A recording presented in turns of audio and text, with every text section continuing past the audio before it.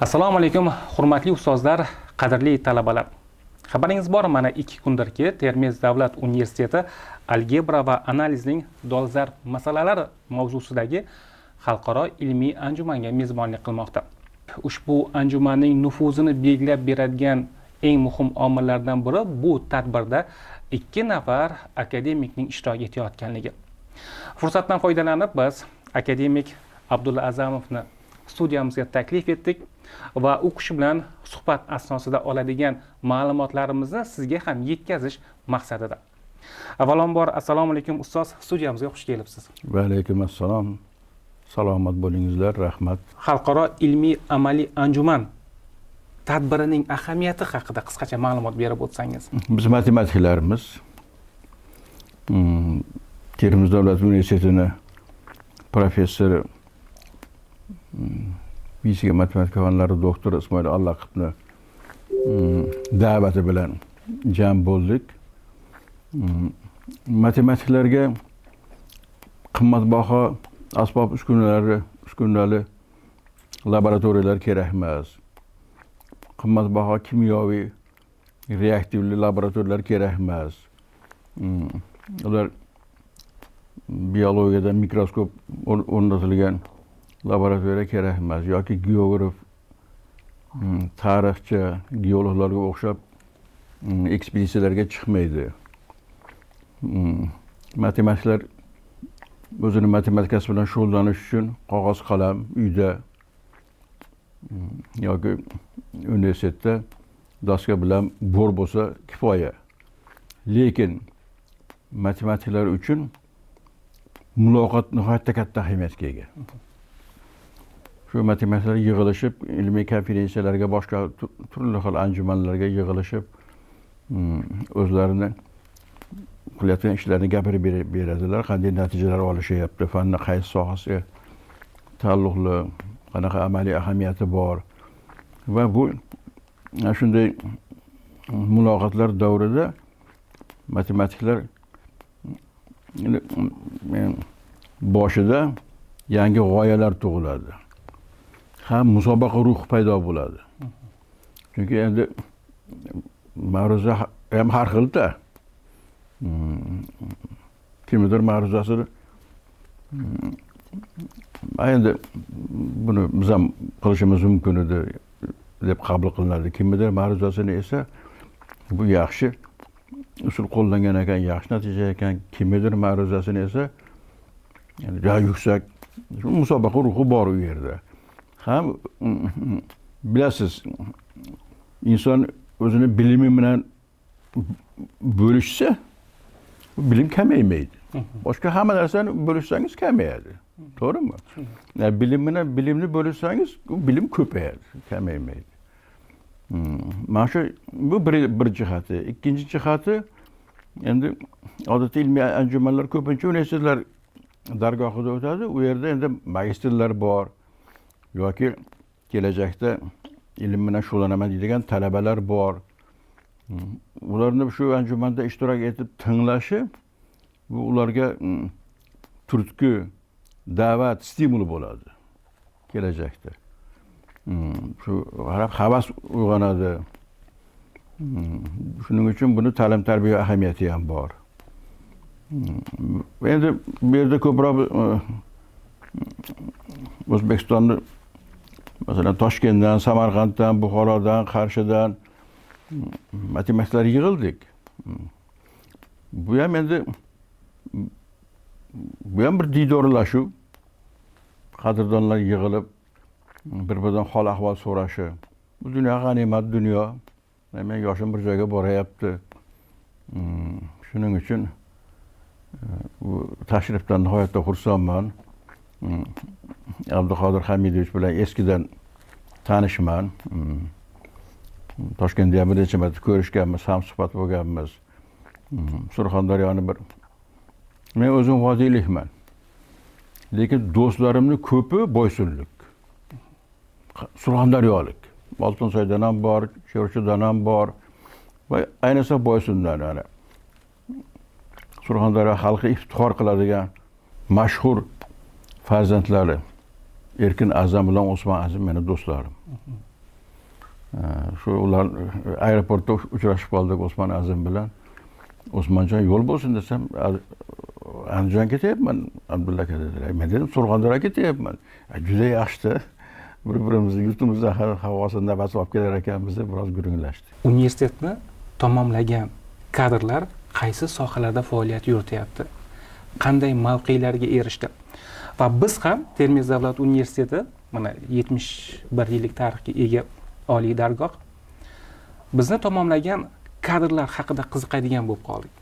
Va buni qarangki, bundan bir necha hafta oldin xalq ta'limi vaziri bo'lib ishlagan Timur Shirinov ustoz bilan shu yerda suhbatlashdik, maza qildik. Fikrlari bilan o'rtoqlashdik. Va yana Termiz davlat universiteti rektori bo'lgan rahmatli ustozimiz Nazar Yo'ldashev To'rayev. Nazar Yo'ldashev To'rayev. Siz ustoz bilan uchrashganmisiz? Qanday xotiralar bor? Nazar aka mendan yoshi ulug'roq edilar. Lekin bir paytda rektor bo'lib ishlaganmiz. Nazar aka rektorlik bo'lgan paytda Termiz davlat universitetida men Namangan davlat universiteti rektor edim. Shuning uchun har oyda bir Toshkentda vazirlikning kollegiyasida uchrashib turar edik.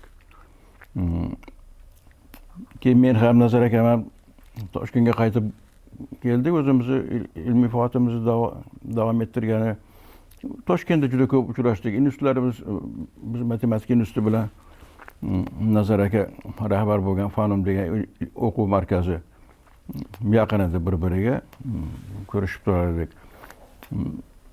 Xudo rahmat qilsin, O'zbekistonni yetuk olimlardan biri edilar. Yaxshi tashkilotchi edilar. Nihoyatda dilkash suhbatdosh edilar. Dunyoqarashi keng, bilimli. Bunday olib qarasa, bemalol aytish mumkin shu ideal rahbarlardan biri bo'lganlar oliy ta'lim tizimida. Akademiyada ham o'zining o'rinlari bor edi. O'sha Moskvalarda ham obro'lari bor edi. Ko'p gaplashganman Nazar aka bilan. Xudo rahmat qilsin. Abduqodir Hamidovich bilan yomon o'tirib suhbatlashganimizda sekin Nazar aka uzoq yillar shu rektor bo'lgandilar. Nomiga biror autoriya atab qo'ysa yaxshi bo'lardi desam, Abdulla aka muzey tashkil qilganmiz. Nazar akaning xotirasiga o'zlarini tug'ilgan uylarida va universitetda ham muzey qilganmiz. Juda xursand bo'ldim. Salomat bo'lsin. Salomat bo'linglar. Shunaqa kutubxona ham tashkillashtirilgan. Abduqodir Hamidovich yoshi ulug' ustozlarga nisbatan juda boshqacha munosabatda bo'ladilar. Menimcha yoshlarga ham. Yoshlarga ham. Universitet hamma sezilib turibdi. Talabalarga ham menimcha. Pedagogika instituti bo'ladimi? Qishloq xo'jaligi instituti bo'ladimi?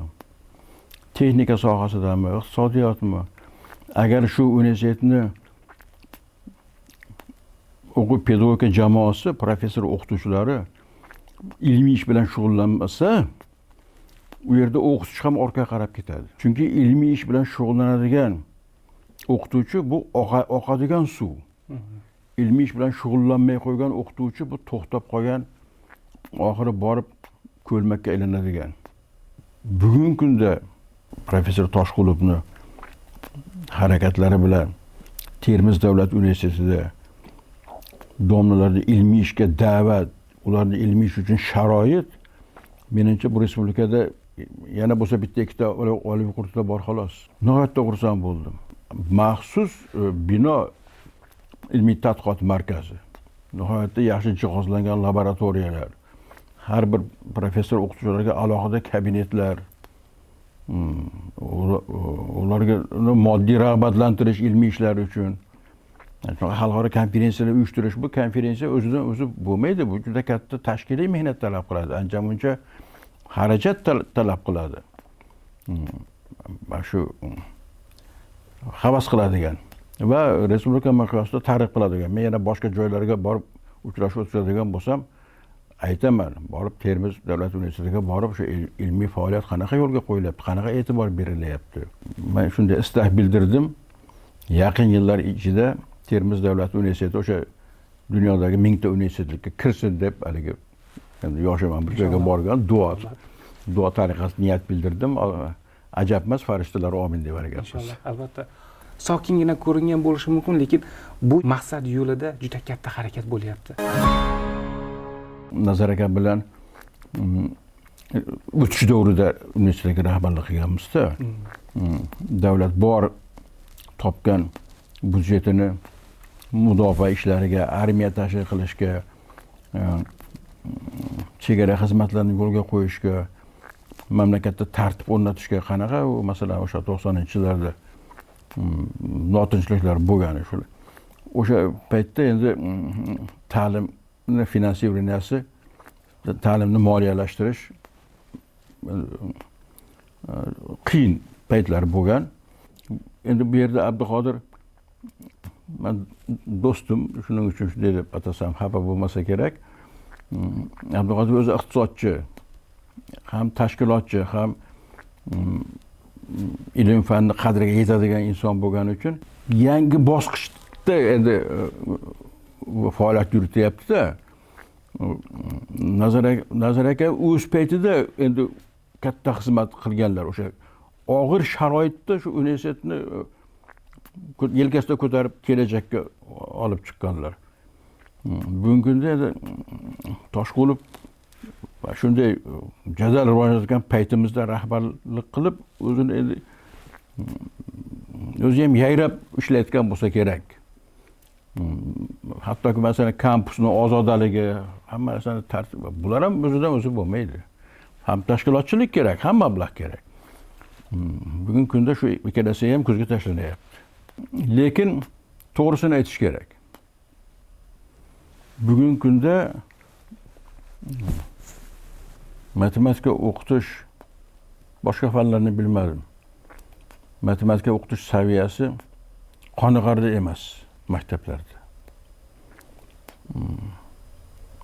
Ayniqsa boshqa fanlar, fizika, ximiya, biologiya, tarix, ona tili adabiyoti, geografiya, hamma sohani oling. Maktabda chalroq o'qigan bo'lsa, universitetga kelgandan keyin boshidan boshlab o'qiydi-da, yetkazib olishi mumkin. Lekin matematika oliy o'quv yurtiga kirgandan keyin maktabning matematikasini qaytadan o'qimaydi. Maktabda qanday devor ko'tarilgan bo'lsa, ana shu ustiga quriladi. Maktabda pishig'ichdan ko'tarilgan bo'lsa, devori uni tepasiga ham pishig'ichdan ko'tarib ketaverishingiz mumkin. Lekin maktabda paxsadan devor qilingan bo'lsa, uni tepasiga pishig'ich yoki temir betondan bino ko'tarib bo'lmaydi. Bu yerda gaplashdik. O'sha konferensiya anjuman doirasida fakultetni yetakchi professor o'qituvchilari bilan, dekanlari bilan gaplashdik. Rektorga ham aytdim. Shu matematika qiziqadigan o'quvchilarni maktabdan boshlab tarbiyalash bilan shug'ullanish kerak. Ularga olimpiadalar o'tkazish kerak. Shunday bir qonun bor-da. Maktablarda kuchli o'qituvchilar bo'lsa, ular kuchli o'quvchi tayyorlaydi. Kuchli o'quvchilar universitetga keladida kuchli talaba bo'ladi. Shunaqa talabalar bo'ladiki, talabalik yillarda ilmiy tadqiqot boshlab beradigan. Qani endi shunga erishsak. Kuchli talabalardan kuchli o'qituvchi chiqadi maktabga. Ular borib yana ham kuchliroq talaba tayyorlaydi, o'quvchi tayyorlaydi. Ular yana ham kuchliroq talaba bo'ladi. Ular yana ham kuchliroq o'qituvchi bo'ladi. Nafaqat kuchli o'qituvchi bo'ladi, kuchli magistr bo'ladi, kuchli falsafa doktori bo'ladi. Ular kuchli talabalarni tayyorlaydi. Ulardan yana ham kuchliroq o'qituvchilar chiqadi. Orada shunday bir davr bo'ldiki, sho'ro davrining oxirgi yillari, oxirgi 10 yilliklari, mustaqillik davrining dastlabki 10 yilliklarida biz aks jarayonni ko'rdik. Maktabga e'tibor susayib ketdi. O'qituvchilarning obro'si qolmadi deyardi. Natijada ta'lim susayib ketdi maktablarda. Maktabdan bitirib kelgan o'quvchilar sus talaba bo'ldi. Ular yana ham borib o'qishni bitirib borib, yana ham susroq o'qituvchi bo'ldi. Endi oxirgi yillari bu charxpalak teskarisiga aylana boshladi. Umid qilamizki, Termiz davlat universitetiga ham kuchli talabalar kela boshlaydi. Yillar odamga donishmandlikda inom etib boradida. Doim emas, Oybekjon. Umumiy shunaqa qonun bor, lekin bundan istisnolari ham ko'p. Men demoqchi bo'lganim, sizda yillar tajribasi bor. Shuning uchun siz aytayotgan gap tinglovchiga yetib borishi osonroq va uni ta'sir kuchi kengroq bo'ladida. Balkim, inshaalloh. Inshaalloh. Aytadigan da'vatlaringiz, beradigan o'gitlaringiz, tavsiyalaringiz. Juda yaxshi. Aziz yoshlar, talabalar, o'g'illarimiz, qizlarimiz, zamonning bir xususiyati bor. O'sib ulg'ayayotgan odam atrofidagilardan o'rnak olishga harakat qiladi. Lekin zamon o'zini o'rnida turmaydi. Masalan, bugungi davrimiz, bugungi zamonimiz bundan 20 yil oldingidan farq qiladi. 20 yil oldin qo'l telefonlari endi kela boshlagan payti bo'lgandi. 20 yil oldingi 40 yil oldingidan farq qiladi. Undan oldingi har avlodning yangi davri keladi. Sizlar bugungi atrofingizdagi muhitga, zamonga qarab o'zingizni kelajagingizni belgilamang. O'zingizni kelajagingizni 20 yildan keyin zamon qanaqa bo'ladi degan savol bilan belgilashga harakat qiling. Balki buni tasavvur qilish nihoyatda qiyindir, insonning tasavvuriga sig'mas.